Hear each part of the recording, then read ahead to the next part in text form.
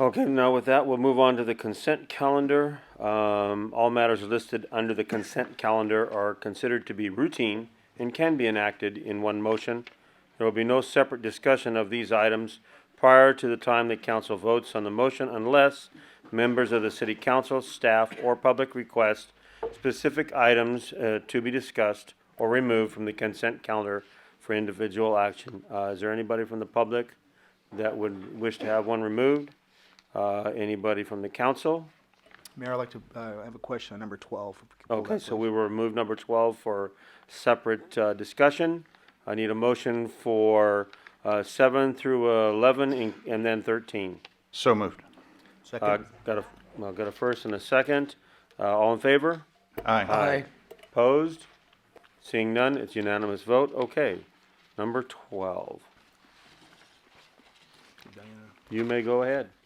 Um, Actually, he's going to do a little presentation first, just really quick. It's for number 12. Yes. Mr. Mayor and the city council members, good evening. On item number 12, the city's wastewater treatment facility, we treat the wastewater from our community. And then we have the two options to discharge the treated effluent that we call. The one option is to send it to the river, and the second option is to send to the 6 percolation ponds on the east side of the main channel. So back in 2011, some natural changes in the river bottom occurred, and it's covered some area right next to our existing outfall that was used to diffuse our treated water into the river all over the year.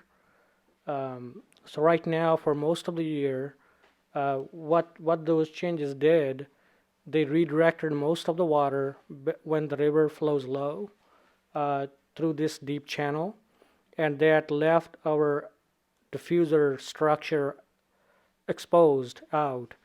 And the state, based on our permit, we cannot discharge into the river when our diffuser is exposed. And the state requires us a minimum certain depth of water above the existing diffuser. It's about 8 or 9 inches. So then we are left with only one option to dispose of our treated water into one of these percolation ponds or all of these percolation ponds. So the percolation ponds, they're limited in capacity, and we need to maintain them from time to time. And since they're in the river floodplain, they are vulnerable for damage during each time the river floods. And also the State Water Resources Control Board wanted us to relocate our diffuser to a different location where we can discharge our treated effluent year long. So with council approval back in 2013, we hired a consultant, Environmental Science Associates, to do a study to find alternative location for the diffusers, and they found 5 locations within this area. And that study was based mostly on the stability, the long-term stability. And then back last year, City Council approved a contract with RMC Water and Environment, and they did an alternative analysis study to look into the study that was done back in 2013, and they shortlisted one location to relocate the diffuser. So, but this location is about 103 feet away downstream of our existing diffuser. There is a cost associated with that, and there are also several environmental challenges. And RMC Water and Environment, they recommended to look further into the close proximity into this diffuser, into our existing diffuser area, so that we can relocate and minimize the cost impact. So we are estimating at this time that if we are able to find a new location, it may not be as stable as the downstream one, but we may be able to find, we may be able to save about $3 million for not relocating that far. And so with that, so the staff's recommendation is to move forward with additional study to find additional alternative sites to relocate our diffuser. Any comments from council member? Mr. Mayor? It's your turn now. Yes, sir, that was exactly my question when I read here yesterday, that the site close to the existing outfall diffuser would be less stable than those identified in 2013, which may save us $3 million. I just kind of wondering what you mean by less stable. Is that something that the likelihood of that becoming unstable and thereby causing us more than $3 million later on, or what does he mean by that? Well, we are right now, we are up against a couple challenges. One is the stability of the river. Even this location identified is relatively has good stability. That does not mean that this location will become, this is not the permanent location. There's no guarantee about it. And the second thing is that the permit from the state that allows us to just treat and discharge our treated effluent into the river. And there is also a potential for that permit to change. And what that means is that, just for an example, if they require us to do additional treatment like a tertiary level treatment, and at that point we may be able to recycle 100% of our water, then we do not need that quality of water to send to the river, and we can better utilize the water. So as part of that things, the stability is one part of the equation, and saving the money for those potential changes to save for our plant expansion at a later date in the future is another part of the equation. So stability is referencing the depth and location of the river itself in the future. That is correct. The depth and the location, yes. All right. Thank you. To the mayor. Yes. So would this additional study also look at, with the challenges that we would have on the west side of the river itself and the close proximity to the levee, would they be also looking at the possibility of bringing the treated effluent from the ponds into a diffuser, or is that a possibility where we could utilize something on the east side of the river channel itself? Well, with this study, the only thing that we will be looking at is a location to install a new diffuser where we can send the treated water from our wastewater facility directly into the diffuser, and then we will. And there's nothing that we will be looking to the line going to the ponds. So those are all different waters. That is correct. Okay.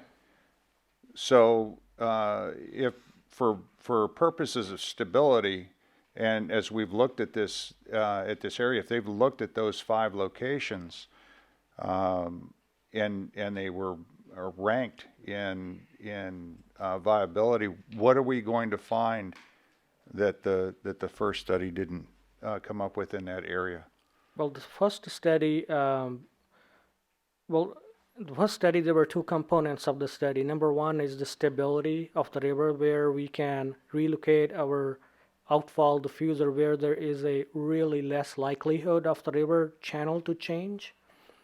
And second part of that study was that if there is a location, that location is appropriate from the permit standpoint of view as far as mixing concerns, because our permit requires certain type of mixing within a specific distance from the diffuser, that that the water that we diffuse in the river completely mixes in it.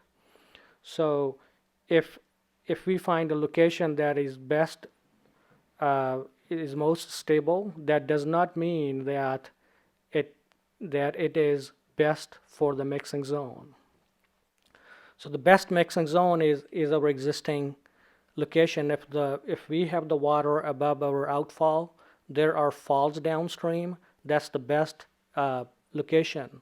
So the new study that we will be focusing on will be in the vicinity of the existing diffuser, where we don't have to install a new long line, where we can install a smaller line, and we can diffuse into the river and get the benefit of the mixing that is naturally occurring, and also the stability.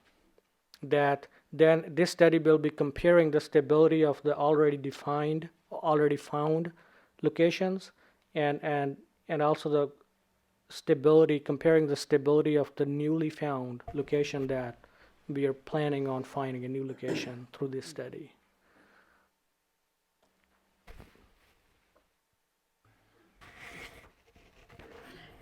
You know, I don't know. I was on the council when we lost the line across the river, and also the diffuser went high and dry. Those clay banks have changed over time. I mean, they've been known as the falls, all these different things. It's now a massive channel that runs down through there. I'm only going to guess that that's going to change again. Probably not in the length of time from 1967 to 2011 for the last big changes to occur, but I think that it will probably change at every high water event that we have until that clay is pushed aside. I don't know. I'm not an expert in hydrology and all of that, but I've seen that area change significantly in the last few years. So, you know, with that, I mean, I don't know. I just look at this as if that is the best interest of the city, is to put something back in there that could be a short-term fix that we're not looking at to last for 30 years, 40 years, and there's a possibility that the state's going to change the regulations on us, then I think we should minimize the expenditure in that area. So I guess you've answered the majority of my questions, and I'm still a little puzzled by why we would be going back up against those clay banks again, but I think you've answered the majority of it. I'll address it then at this time. Okay, you go ahead. Through the mayor. Mandeep, are we just is the idea are we gonna hook up to the existing and just extend it out, or is it gonna be a hook up to a certain area and then continue on? What's the idea that we're gonna have here? Well, the idea is right now to hook into the existing line right here, Okay. and extend it upstream or downstream, Okay.